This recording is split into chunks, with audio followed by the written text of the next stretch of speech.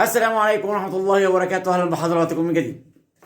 نقول كمان النهاردة بعد فوز الشياطين الحمر النادي الأهلي على إنبي ومباراة استثنائية لإليو ديانج الدبابة البشرية ومحمد مجدي قفشة لصالح جماهير الأهلي بأداء النهاردة ولا أروع، وفوز على إنبي بهدفين مقابل لا شيء، وتعادل للزمالك مع الداخلية وأداء باهت تماما لنادي الزمالك أمام الداخلية. ينفرد النادي الأهلي وحيدا بالقمة بفارق 5 نقاط عن نادي الزمالك. طبعا في أحداث في المباراتين النهاردة حصلت. طبعا خروج بالنسبة للزمالك، خروج أحمد فتوح وعبد الله جمعة، وخروج رئيس الزمالك وقال إن هم بيتعاطوا مخدرات قبل الماتش، وده سبب منعهم النهارده من المباراه.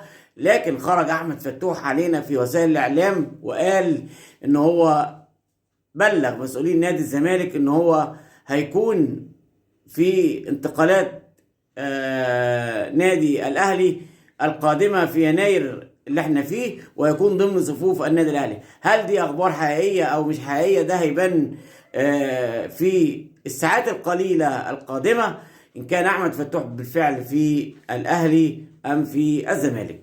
نرجع سريعا بقى لمباراة النادي الأهلي النهاردة اللي قدم فيها النادي الأهلي خاصة في الشوط الثاني مباراة ولا أروع ولا أجمل للدبابة البشرية إليو ديانج وعمرو السولية، اللي نتمنى أنه يستمر، وحسين الشحات ومحمد هاني ومحمد الشناوي وياسر إبراهيم ومحمود متولي. كل نجوم الأهلي النهاردة يستحقوا كل إشادة وكل تقدير بعد مباراة كبيرة أمام فريق بحجم إنبي. واستطاع كولر المدير الفني للنادي الأهلي أن يقود المباراة بحنكة وبطريقة الثعلب المكار بالفعل، واستطاع أنه يؤدي أو يلاعب إنبي بطريقته هو اللي هو عايزها، وده فعلا اللي حصل النهاردة أثناء المباراة.